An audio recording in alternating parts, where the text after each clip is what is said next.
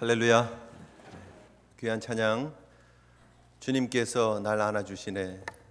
이 귀한 찬양의 가사가 저와 여러분들에게 적용되어지고 또 가슴에 감동으로 다가오고 또 우리의 삶에 구체적으로 행하신 하나님의 그 은혜를 기억하는 그런 가사가 되기를 주님의 이름으로 축복합니다.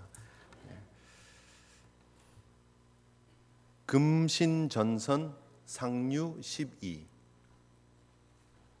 금신전선 상류 12가 무슨 말인지 아십니까?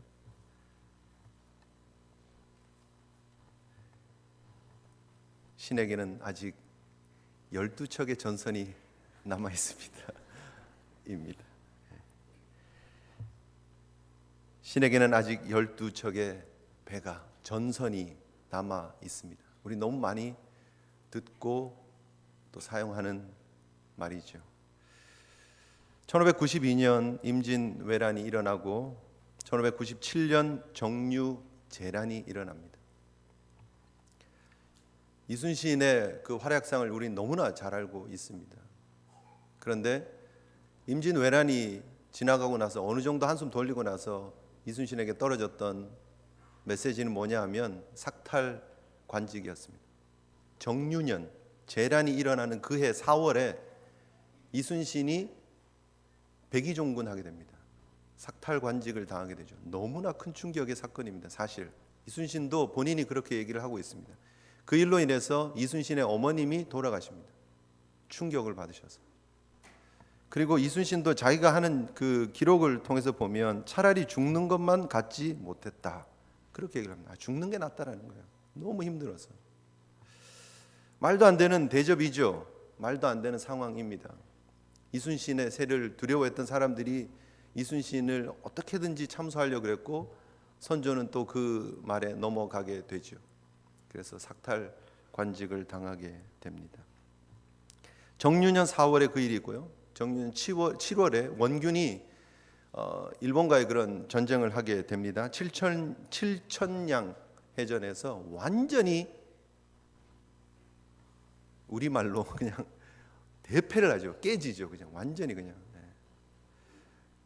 조선의 수군이 거의 사라지다시피 하는 정도로 전쟁에 참혹하게 집니다.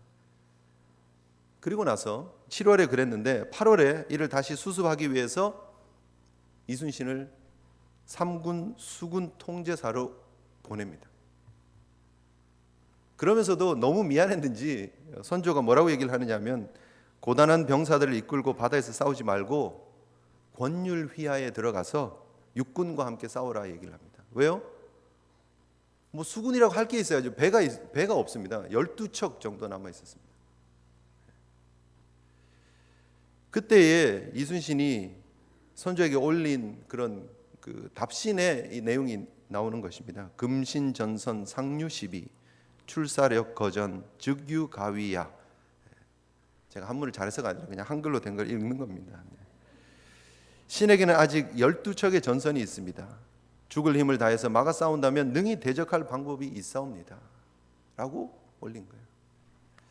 상황을 놓고 보면 전혀 말이 안 됩니다. 왜 하필 이럴 때에 내가 이 책임을 맡았는가 라고 탄식하고 원망하고 짜증낼 수 있습니다. 언제는 나를 자르더니 언제는 지금 나한테 모든 책임을 또 다 맡기고 이 일을 하라 그러면 어떡하냐고. 아무것도 없는데 12척밖에 없는데. 그리고 난 이후에 9월에 명량해전에서 명량대첩이 일어나는 것입니다. 8월에 임명받고 9월에 전쟁해야 됩니다.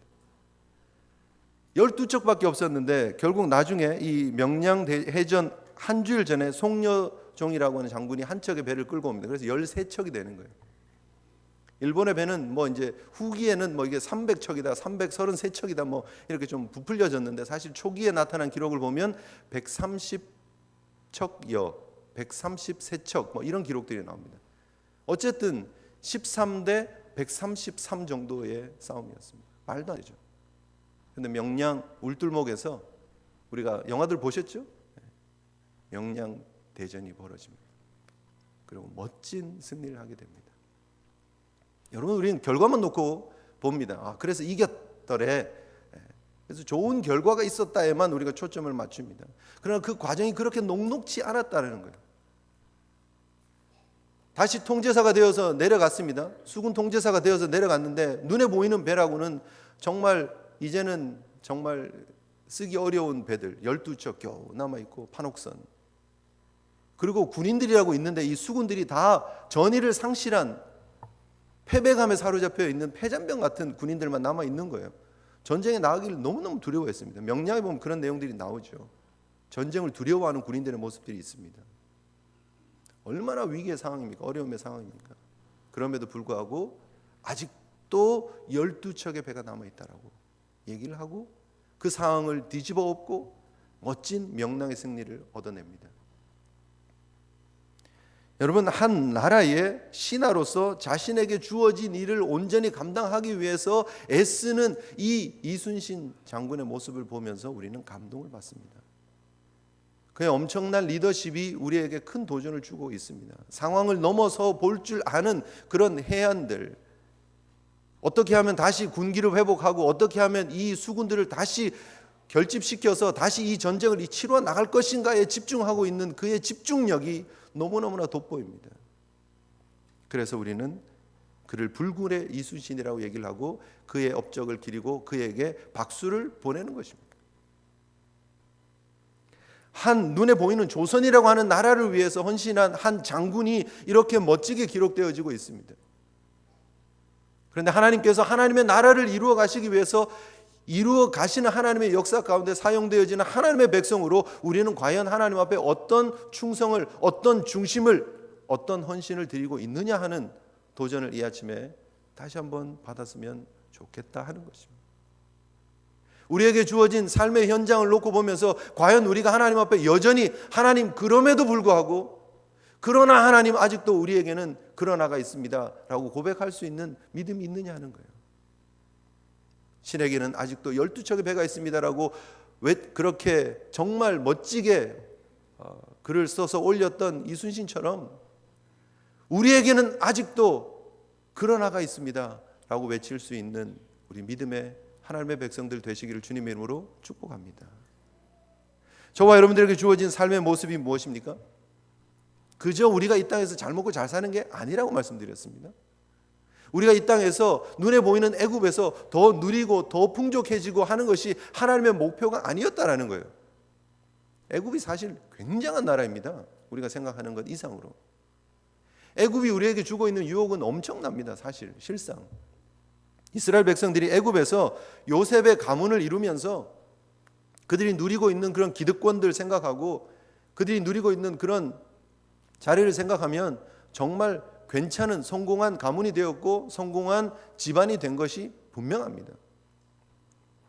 그런데 하나님은 그들이 그곳에서 잘 살고 인정받는 가문이 되고 부유한 삶을 살고 평안하게 사는 것이 목표가 아니었다라는 거예요. 그래서 하나님께서 바로의 마음을 움직여서 그 이스라엘 백성들에게 탄압을 하시기 시작합니다.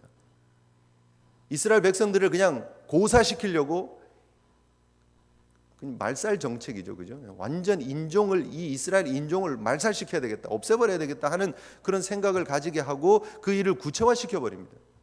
노동을 힘들게 하고 아이가 태어나면 죽이라고 산파에게 지시하고 오늘 성경에서 보는 것처럼 아이가 태어나니까 공식적으로 이제는 나일강에다가 죽여버리게 하는 그런 일들을 벌어지게 했다라는 거예요. 왜 하나님께서 이런 일들을 하시냐는 거예요.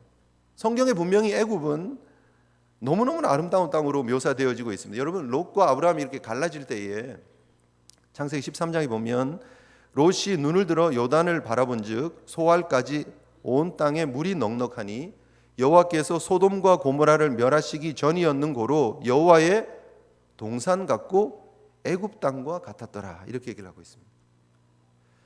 소돔과 고모라 땅이 너무너무 넉넉해서 여호와의 동산 같았다는 거예요. 에덴 같았다는 거예요. 그리고 곁들여지는 표현이 뭐라고요? 애굽 같았다, 그렇게 얘기합니다. 우리가 지금 이 시대에 살고 있으면서 우리가 미국이 이렇게 보여주고 있는 풍요의 모습들이 있잖아요, 그죠?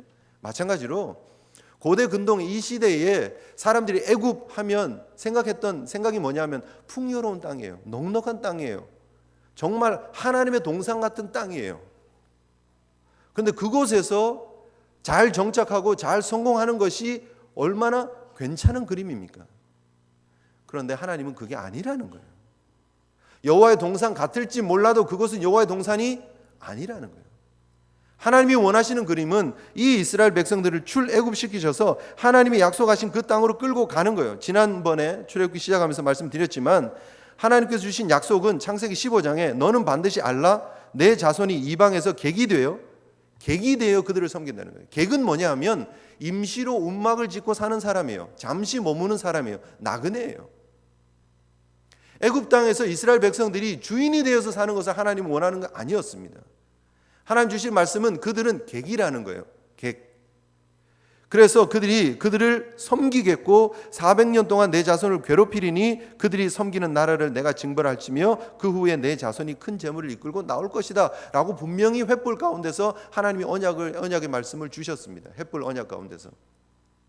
그러면서 하나님 주신 땅은 큰 강 유브라데에서부터 애굽강까지였다.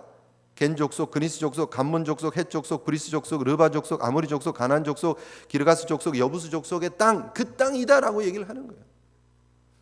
그들이 지금 깃발 꽂고 살고 있는 애굽 땅이 아니라, 그들이 평안하게 살고 있는 그 땅이 아니라, 내가 너희에게 주려고 하는 그 땅은 너희들의 노력으로 주어진 땅이 아니라 내가 너희에게 주는 선물의 땅, 은혜의 땅이라는 거예요. 너희들이 주장할 수 있는 권리는 막벨라 굴 그거 하나밖에 없지만 그것이 토큰이 되어서, 그것이 보증이 되어서 너희들에게 이 땅이 주어질 것이다 라는 거예요. 우리 하나님의 백성들에게 주고 있는 메시지이기도 합니다. 우리가 보고 있는 이 땅의 삶이 화려해 보이고 멋져 보이지만 이 땅, 우리가 생각하는 애굽이 우리의 땅이 아니라는 거예요. 하나님이 우리에게 주시려고 하는 땅은 영원한 천국인 줄 믿으시기를 바랍니다. 예수 그리스도께서 우리의 토큰이 되셔서, 우리의 보증이 되셔서 약속되어진 그 땅, 은혜로 들어가는 땅, 우리의 노력이 아니라, 우리의 권리가 아니라 하나님의 은혜로 들어가는 천국을 바라보면서 가야 되는 것을 오늘 이 출애굽기는 우리에게 말씀해 주고 있다라는 것입니다. 그래서 여러분, 이 땅에 우리가 보기에 너무너무나 아름다워 보이고 괜찮아 보이는 이 애굽에 마음 뺏기지 않으시기를 주님 이름으로 축복합니다. 애굽이 괜찮아 보이기는 하죠. 문제는 이것이 유혹이 너무 크고 이것이 너무 현실적이라는 거예요. 여러분, 우리가 누가복음 15장에서 말하고 있는 탕자의 비유에 둘째 아들 같은 인생들을 우리가 살고 있을 때가 많잖아요. 살았던 적도 있고 어쩌면 지금도 그렇게 살고 있는지도 모릅니다. 몸은 여기 와 있지만 마음은 이미 세상에 가 있는지도 모르죠. 그런 사람들이 우리의 가운데 너무너무나 많이 왔다 갔다 합니다. 아버지의 자녀로 하나님의 아들로서 살아가는 것이 너무나 복임에도 불구하고 둘째 아들이 동경했던 건 뭡니까? 세상의 즐거움이에요. 세상의 쾌락이에요. 아버지, 저에게 재산을 빨리 주세요. 그리고 그 재산 가지고 갔던 게 뭐예요? 세상에 나가서 즐기는 거예요. 세상의 향락.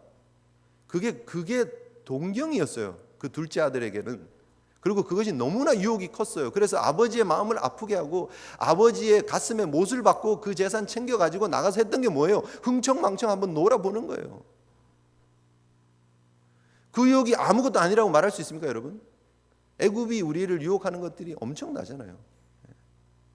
트럼프의 재산이 얼마 정도 됩니까, 여러분? 도널드 트럼프 막 욕하죠. 뭐 저런 인생이 다 있냐고, 정치인이 뭐 저러냐, 뭐 이런 얘기들 하지만 우리가 은근히 트럼프 부러워하지 않습니까?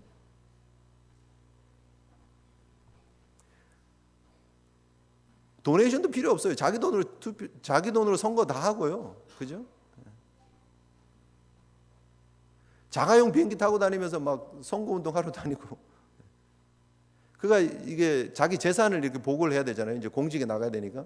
자기 재산을 이렇게 보고를 했는데 그 재산 보고서에 물론 이제 연 수입이 어떻고 뭐 이제 그런 것들이 다 항목들이 다 나눠져 있으니까. 근데 전체 자산이 얼마입니까 하는 그런 항목에다가 뭐라고 썼는지 아십니까? 에? 얼마라고 썼을 것 같아요? 트럼프가. 10 billion dollars. 그것도 크게 썼대요. 그 기사에 보면 아주 큰 글씨로 내 자산이 이만큼입니다. 우리 돈으로 환산하니까 11조 6천억. 11조 뭐 감도 안 오시죠, 그죠? 11조 6천억이래요. 11조 6천억. 그 정도의 재산을 가지고 있다라는 거예요. 그런데 그 모습들을 보면서 여러분 괜히 은근히 우리가 사실은 뭐 저런 거 다 필요 없어. 뭐 인생이 뭐 그런 거지. 뭐 10 빌리언 달러에서 그게 뭐 다 그런 게 다 필요 없어. 우리가 그렇게 생각을 하겠죠? 하고 계시죠 지금? 네. 다 분토와 같은 거야. 뭐 그렇게 살고 계시죠 지금? 네. 그런데 마음속에 한쪽에 또 끌리는 나도 좀 넉넉했으면 좋겠다. 나도 좀 부유했으면 좋겠다 하는 그런 마음들이 있지 않느냐는 거예요. 우리 마음속에. 저건 다 세상적인 거야. 다 물질적인 거야. 저건 다 지나가는 거야. 헛되고 모든 것이 헛된 거야. 뭐 그러면서 여러분 기도 중에 막 다 헛된 거다고 그렇게 얘기를 합니까? 고백하십니까? 그래 하나님 그래 뭐 10 빌리언 이런 건 필요 없는데 1 밀리언만 어떻게 안 될까요? 그러고 있지 않느냐 하는 거예요. 네. 세상의 유혹은 사실입니다. 현실입니다. 근데 우리가 분명히 알아야 되는 것은 하나님은 그곳에 머무는 것을 원하지 않으신다는 거예요. 그 유혹이 사실입니다. 그런데 하나님은 그 유혹이 우리를 장악하고 우리를 덮어버리고 그 속에 허우적거리는 우리의 모습을 보시기를 원치 않는다는 거예요. 그래서 하나님께서는 하나님의 역사를 하나님의 방법대로 이루어 가십니다. 그래서 이스라엘 백성들에게 고난을 주세요. 아픔을 주세요. 오늘 우리가 본문을 쭉 읽었습니다. 여러분 내용을 다 이미 이제 숙지를 하고 계시라고 생각됩니다. 분명히 하나님께서 번성하고 창대하게 하겠다고 하는 창세기 언어를 이스라엘 백성들에게 주셨습니다. 아브라함에게 주셨습니다. 이삭에게 주셨고 야곱에게 주셨습니다. 그리고 그것을 성취해 가시고 이루어 가십니다. 70에서 출발해서 지금 장정만 전쟁에 나갈 수 있는 장정만 60만이 넘는 큰 민족으로 만들어 주셨습니다. 그런데 왜 그 가운데 하나님은 고통을 주시고 아픔을 주시느냐는 거예요. 멋진 요셉의 가문으로 만들어 주셨고 그 가문을 번성하게 하셨으면 애굽 땅에 한 자리 잘 차지하고 살게 하셔도 괜찮을 것 같은데 하나님은 왜 바로의 마음을 뒤집어 엎으셔 가지고 그렇게 친화 정책으로 할 수도 있잖아요. 잘 해줄 수 있잖아요. 오히려 이렇게 막 누르면은요 언젠가는 스프링이 튀는 것처럼 반발할지도 모르잖아요. 정책을 잘 펼쳐가지고 친 이스라엘 정책을 해서 그들을 잘 다독거리고 일만 잘해주면 우리가 먹고 살기 편하게 해주겠다고 할 수도 있었는데 그런 일들이 아니라 오히려 적극적으로 괴롭혔어요. 오늘 성경은 계속해서 괴롭혔다고 괴롭혔다는 단어가 반복되어지고 나옵니다. 왜 하나님께서 이런 괴롭힘을 허락하시느냐 하는 거죠. 우리도 마찬가지 아닙니까? 우리도 하나님의 나라를 위해서 하나님 부르셨고 하나님의 자녀로서의 삶을 하나님이 허락해 주셨는데 왜 우리 인생 가운데 아픔을 주시느냐 하는 거예요. 왜 고통을 주시느냐, 왜 괴로운 일들을 하나님께서 주시느냐 하는 거예요. 왜입니까 여러분? 결론은 뭐죠? 하나님이 하시는 일들을 이루어 가시기 위해서죠. 모든 것이 합력해서 선을 이룹니다라는 것이 그저 우리의 입술의 고백이 아니라 우리의 삶의 체험을 만들기 위해서 하나님께서 이런 일들을 허락하신다는 거예요.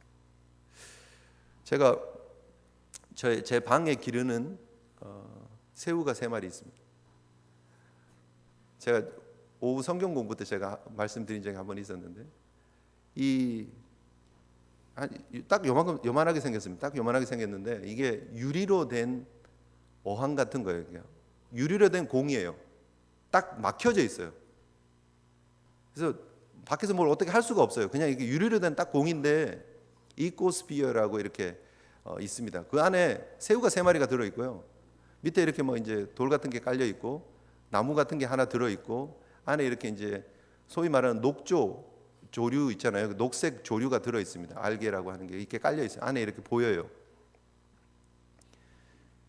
제가 이제 들어가면서 사무실에 이렇게 들어가면서 이제 그걸 이렇게 잠시 봅니다. 잘 크고 있는지, 잘 자라고 있는지. 안에 물이 들어 있고 이게 물이 들어 있으니까 꼭 돋보기 같아 가지고 새우가 진짜 작거든요. 그런데 이게 돋보기를 통해서 보는 것처럼 커요. 그래서 그 움직임이 다 보여요. 너무 귀여워요, 사실은. 되게 예쁘게 생겼습니다. 빨간 새우 3마리가 안에서 이렇게 그 공 안에서 이렇게 왔다 갔다 하고 놀고 이렇게 움직이면 뭐 이렇게 막 먹고 이러면 되게 재밌거든요.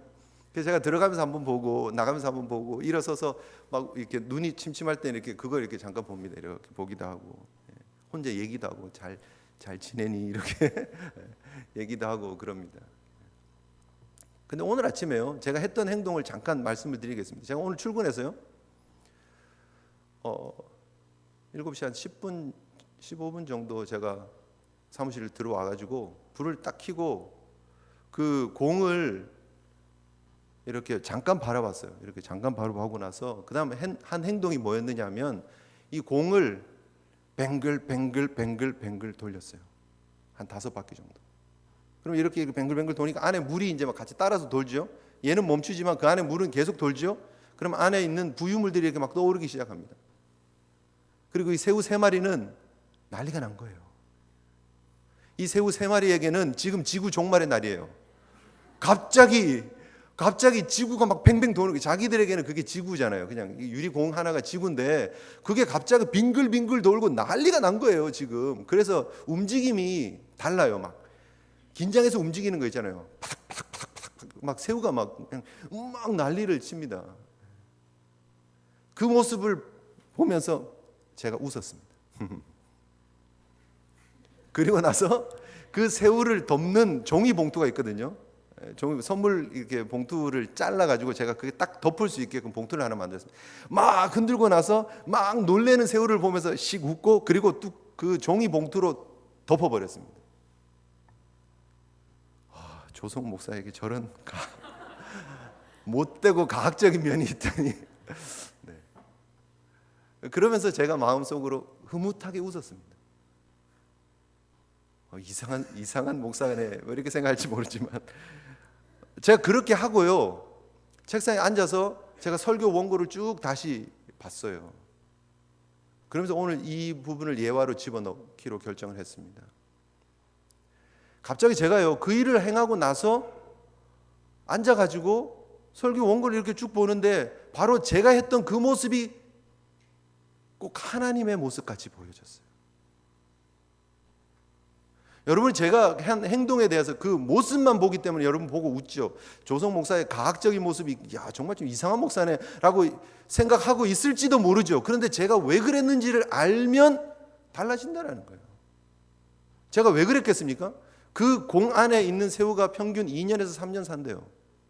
근데 제가 이렇게 막 찾아봤어요. 선물로, 제가 생일 선물로 작년에 받았는데, 작년 생일 선물로 이게 너무 예쁜 거예요 얘들이. 그래서 좀 오래 살았으면 좋겠어요. 걔네들이 죽는 모습을 보는 게 참 마음이 아플 것 같아요. 새우가 이따만한 새우인데 눈에 보이지도 않는 정말 작은 새우가 3마리가 살아가는 모습이 너무 예쁜 거예요. 그 안에서 내가 뭐 음식을 공급해 주는 것도 아니고 뭐 특별히 케어하는 것도 아닌데 예쁘게 잘 사는 모습이 너무 예뻐가지고 그래 오래 살자. 근데 조사를 해보니까요, 어떤 거는 10년을 산다는 거예요. 제가 그거를 보고 나서 제 목표가 생겼는데, 그래 나도 10년을 같이 살자.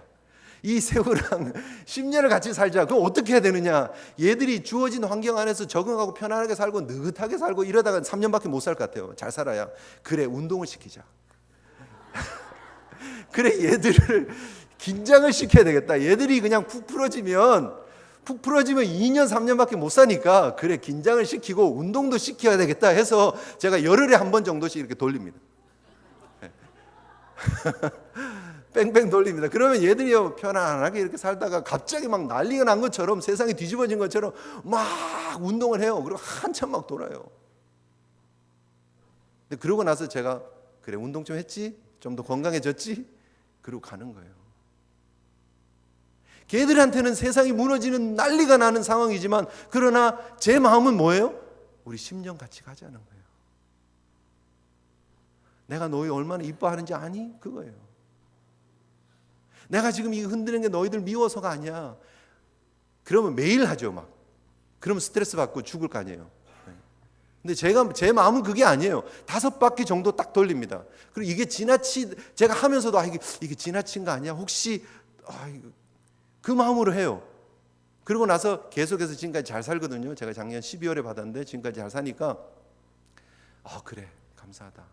요 정도 하면 되겠다 해서 지금 하는 거예요. 10년 살지 뭐 제가 확신할 수는 없지만, 여러분 제가 이 공을 바라보는 전능자의 관점에서, 위에서 이렇게 보는 게 아니에요. 이 공을 바라보면서 제가 전능자의 관점에서 제가 생각이 있어서 하는 행동이에요. 하나님의 관점에서 우리 가운데 벌어지는 세상이 뒤집어지는 이런 일들이 전능자의 관점에서 우리를 괴롭히기 위함일까요? 그렇지 않다라는 거예요. 세상이 난리 나는 그런 상황이었는데 갑자기 종이로 그걸 덮어버렸어요. 아침이 이렇게 오는 거를 이렇게 그 창살 블라인드 사이로 해가 이렇게 쫙 들어오면서 사무실이 어느 정도는 밝아지잖아요. 그런데 그것조차 들어오지 말라고 저는 종이백으로 덮어버립니다. 완전히 코팅이 된 종이로. 안은 완전 깜깜하겠죠. 이게 완전 세상이 한 5바퀴 빙빙빙 돌더니 갑자기 깜깜한 암흑천지가 되어버렸어요. 새우의 입장에서는 완전 지구 종말의 날이잖아요. 그런데 왜 제가 그렇게 하느냐는 거예요.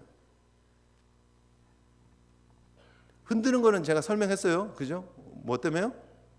운동하라고. 10년 같이 살자고. 근데 왜 종이를 제가 덮었느냐? 이 음식을 주는 게 아니에요. 먹이를 주는 공이 아니잖아요. 그 안에 있는 애들에게 먹이를 줄 길이 없어요. 얘들은 어떻게 뭘 먹고 사느냐 하면 안에 그 플랑크톤을 먹고 사는 거예요. 이게 그 조류라고 하는 녹조류가 안에 끼잖아요. 해를 받으면 이게 이산화탄소를 먹고 산소를 배출을 해요. 그리고 이런 무기질들을 먹고 그 플랑크톤 이런 걸로 만들어내는 거예요. 그러면 그거를 이 새우들이 먹는 거예요. 근데 이게 빛을 받아야 돼요. 광합성을 해요. 그러면 빛을 받으면 이게 녹조가 계속 끼는 거예요. 여러분 혹시 집에서 어항 키우십니까? 빛이 너무 많이 들어오면 어항이 어떻게 되죠? 이끼가 끼죠. 녹조가 끼어가지고 그 청소하기 되게 귀찮습니다. 어떻게 해야 됩니까? 빛을 차단해야 됩니다. 그 안에 있는 걔네들한테는요, 녹조들이 많아지면 좋은 현상이죠. 먹을 게 많아지는 현상이죠. 그런데 그게 지나치면 안 된다는 거예요. 적당해야 됩니다. 그게 너무 많아지잖아요.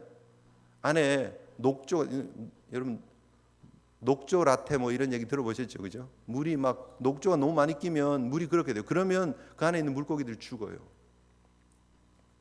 영양이 과한 게 좋은 게 아닙니다. 녹조가 너무 많이 끼면 안 됩니다. 걔네들 밝게 잘 밝은 데서 이렇게 막 돌아다니는 거 예뻐요. 그런데 오늘 아침에 딱 보니까 이게 녹조가 너무 많이 낀 것 같아요. 제가 형광등을 켜놓지만 사무실에 있는 시간이 길어가지고 그런지 이게 녹조가 늘어나는 게 보일 정도로 늘어나는 때가 있어요. 타이밍이. 그러면 오늘은 빛 차단입니다. 그래서 오늘 완전 그냥 뒤집어 놓는 거예요. 지금 종이로 콱 덮어놨습니다. 얼마나 고통스럽겠어요. 물론 문제 새우 입장에서 보면 답답하고 왜 이렇게 이게 아침이 됐는데 왜 이렇게 깜깜하지? 그러나 그 상황이 오히려 새우에게 필요한 시간이라는 거예요. 그래서 안에 그 양들이 조정이 돼야 됩니다. 그래야 건강하게 살 수 있어요. 그래야 저랑 10년 같이 살아갈 수 있죠. 이게 한 새우를 키우는 조성우 목사의 마음입니다. 하나님이 우리를 새우만큼도 안 사랑하시겠어요? 당연히 사랑하시죠. 그것도 특별히 하나님이 택하신 이스라엘 백성들을 내 나라로 삼겠다고, 내 백성으로 삼겠다고 하신 이스라엘 백성들을 사랑하지 않으시겠습니까? 사랑하시죠. 그런데 왜 이렇게 아프게 하시느냐는 거예요. 왜 이렇게 힘들게 하시느냐는 거예요. 왜 괴롭게 하는 이런 표현들이 이스라엘 백성들에게 반복되어지느냐는 거예요. 이런 아픔과 비극의 시간들이 주어지고 있느냐는 거예요. 하나님의 일을 이루어 가기 위한 하나님의 계획이 있는 줄 믿으시기를 바랍니다. 우리 인생 가운데 마찬가지예요. 왜 하나님 우리 인생 가운데 이렇게 어려움을 자꾸 허락하시는? 하나 지나간 것 같으면 또 새로운 파도가 오고 고난의 파도들이 우리를 철썩철썩 힘들게 하고 어렵게 합니다. 그러나 여러분 그 너머 역사하시는 하나님의 은혜를 보시기를 주님 이름으로 축복합니다. 어젯밤 오늘 아침 바람이 얼마나 많이 불었습니까? 그런데 그 바람이 나무들을 흔들어 깨우는 봄의 기운을 다시 북돋게 하기 위한 하나님의 역사하심이라는 거예요. 그 바람이 불어서 나무의 장가지들을 마른 가지들을 잘라버리는 거예요. 떨어뜨리는 거예요. 그리고 건강한 나무로 만드시는 거예요. 그래서 물이 오르는 나무로 만들고 건강하게 우미 돋아나고 새싹이 돋아나게 되는 줄 믿습니다. 하나님 우리를 사랑하셔서 하시는 일들이에요. 우리 인생 가운데 비바람이 오지만 풍랑이 오지만 그러나 그 일을 통해서 하나님의 합력해서 선을 이루시는 역사하심을 바라볼 수 있는 저와 여러분 되어야 될 줄 믿습니다. 욥이 당한 고난 상상도 하기 싫은 고난 아닙니까? 재산이 다 날아가고 자식들 다 일시에 죽고 자신의 몸에는 머리 정수리부터 발끝까지 엄청난 그 고통 가운데서 정말 기와 조각을 가져다가 긁을 수밖에 없는 그런 아픔들을 겪습니다. 자신의 사랑하는 아내가 자기를 저주하면서 떠나가 버리는 그런 아픔들. 그런데 그것을 하나님이 허락하시는 이유가 무엇이냐는 거예요. 욥에게 아픔을 허락하시는 이유가 무엇이냐는 거예요. 그를 정금 같은 믿음으로 만들기 위한 하나님의 계획이었다는 거죠. 욥기 42장 5절에 그가 비로소 얘기를 하지 않습니까? 내가 죽게 대하여 귀로 듣기만 하였사오나 이제는 눈으로 주님을 봅니다. 그것이 욥의 고백이었습니다. 하나님 왜요? 하나님 도대체 어디 계시는 거예요? Where are you, God? 이라고 얘기하는 그 상황 속에서 하나님께서 하시는 말씀은 내가 하나님이야. 내가 알아서 하는 거야. 라고 얘기하시는 거예요. 저와 여러분 인생 가운데 하나님을 하나님으로 인정하시는 믿음의 고백들이 회복되어지는 귀한 믿음의 아침 되시기를 주님의 이름으로 축복합니다.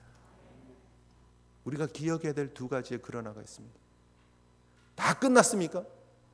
그러나 소신에게는 아직도 12척의 배가 남았습니다라고 고백했던 그 충무공 이순신의 그 고백처럼 여러분 우리의 어떠한 상황 속에서도 그러나 우리에게는 그러나의 하나님이 있습니다라고 외칠 수 있는 저와 여러분 되시기를 소원합니다. 오늘 성경이 뭐를 얘기를 합니까? 그러나 이스라엘 백성들은 학대를 받으면 받을수록 더 번성해지고 퍼져나갔다는 거예요. 오히려 그 일로 인해서 애굽 백성들이 근심했다라는 거예요. 그러나 산파들을 통해서 이 시브라와 부하라고 하는 여인들을 통해서 그 아이들이 태어났을 때 죽이라고 그랬는데 그 위험 속에서 오히려 이스라엘은 더 번성했고 더 강했다는 거예요. 20절에 뭐라고 얘기를 합니까? 하나님이 그 산파들에게 은혜를 베푸시니 그 백성은 더 번성하고 매우 강해지니라. 하나님 하시는 방법입니다. 그 가운데 그러나의 하나님의 역사가 계속되고 있음을 기억하시기를 바랍니다. 우리의 인생을 하나님이 모른 척하고 계십니까? 그렇지 않아요. 그러나 하나님이 우리를 여전히 붙잡고 계심을 믿으시기를 바랍니다. 사방을 돌아봐도 다 사면초가예요. 사방에서 늘 들려오는 소리, 초나라의 노래소리만 들려옵니다. 정말 끝났구나. 그러나 그것이 끝이 아니라는 거예요. 적어도 예수 믿는 사람들은.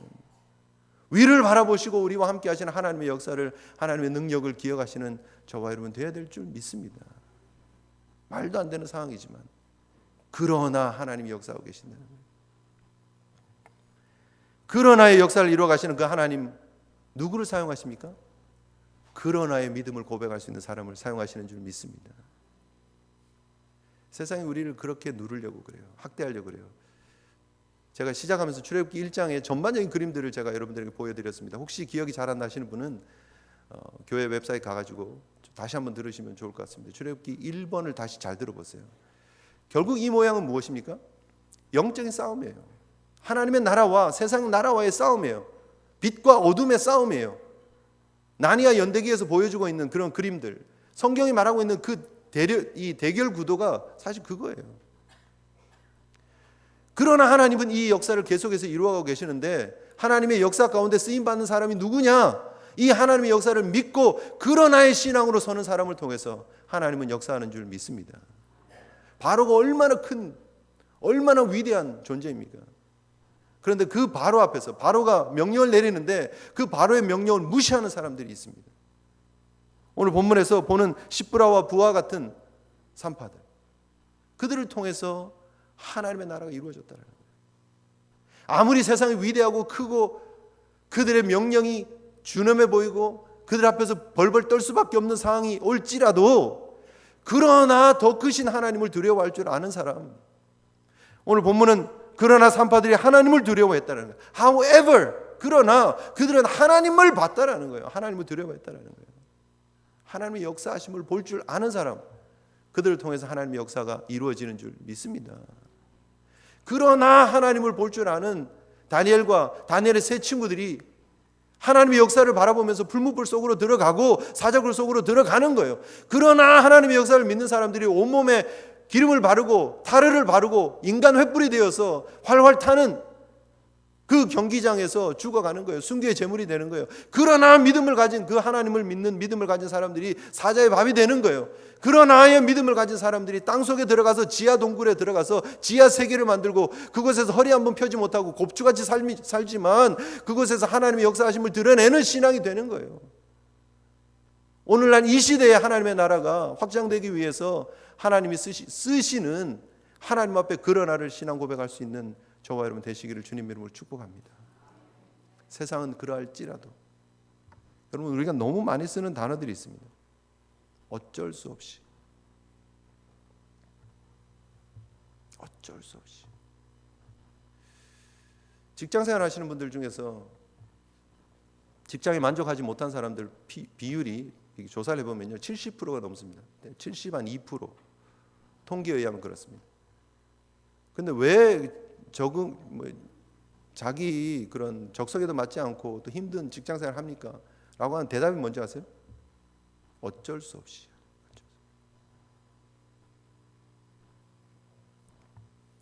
그것이 우리의 핑계가 된 데가 얼마나 많은지 모릅니다. 물론 세상 일이 그렇게 어쩔 수 없이 하는 일들이 있습니다. 먹고 사는 일이 쉽지 않습니다. 내가 하고 싶은 일들만 하면서 살 수 없는 건 사실이죠. 그러나 우리가 신앙생활 하면서도 어쩔 수 없이를 반복하고 있지 않느냐는 거예요.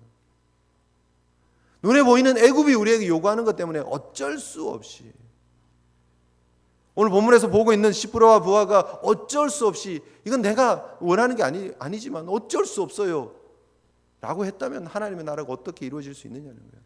어떻게 모세가 준비되어질 수 있고 어떻게 예수 그리스도께서 예수 그리스도의 사역을 감당할 수 있었을까 하는 거죠. 여러분 이 시대에 하나님은 또 다른 하나님의 사람들을 찾고 계십니다. 오늘 이 시대에 시프라와 부하를 찾고 계십니다.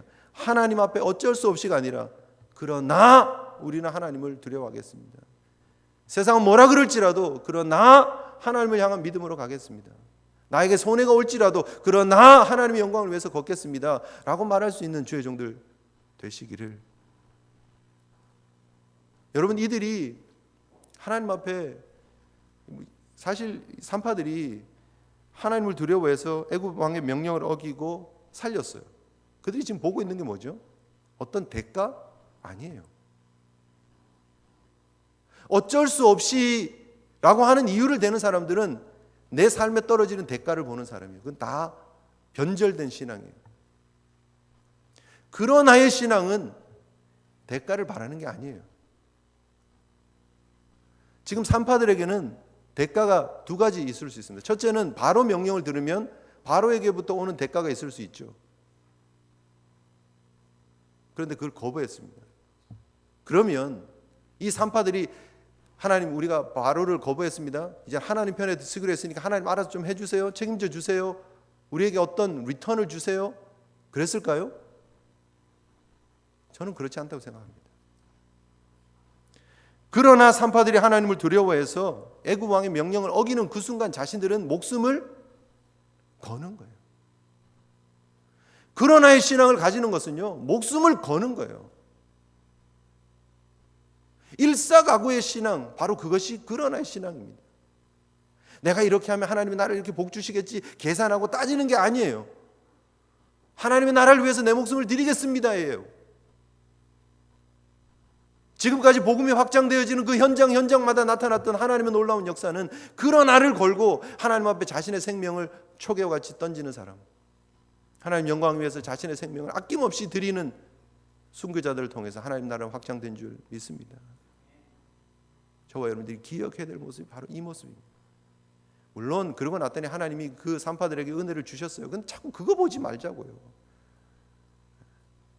거기에 우리가 눈이 너무 빨리 가 있어요. 거기 결과가 우리가 너무 빨리 가 있어요.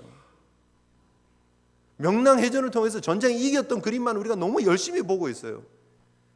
그러나 그 전쟁 앞에서 고통당하며 고난당하며 그 힘들고 흔들리는 상황 가운데서도 일사각오로 나라를 위해서 구국의 심령으로 그렇게 그 전쟁을 준비했던 충무공의 마음을 우리가 기억해야 됩니다. 마찬가지로 우리가 하나님 앞에 뭔가를 대가를 바라서가 아니라 하나님의 백성 된 것이 너무 감사해서, 하나님 나라를 위해서 쓰임 받는 것이 너무 감사해서 우리 삶 전체를 드릴 수 있는 저와 여러분들의 모습이 되어야 될 줄 믿습니다. 이것이 하나님 우리에게 주시는 은혜요 축복이라는 것이죠. 여러분, 결국 그러나의 하나님을 믿는 사람은 그러나의 하나님을 향한 믿음의 고백을 드리는 사람입니다.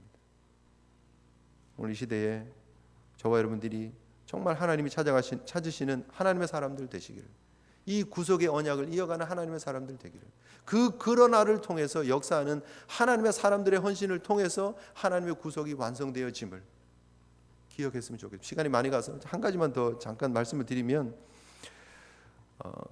모세를 통한 복음, The Gospel According to Moses라고 하는 책이 있습니다.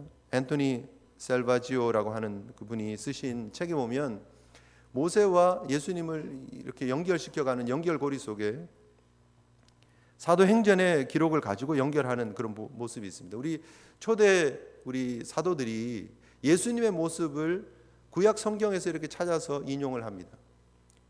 사도행전 3장 19절에 보면 베드로와 요한이 성전에서 그 성전 미문에서 안전병을 고치고 난 이후에 설교하는 그 내용 속에서 사도행전입니다. 3장 22절에 모세가 말하되 주 하나님이 너희를 위하여 너희 형제 가운데서 나 같은 선지자 하나를 세울 것이니 너희가 무엇이든지 그의 모든 말을 들을 것이라 그랬습니다. 이게 누가 한 얘기냐면 신명기 18장 15절에 모세가 한 얘기입니다.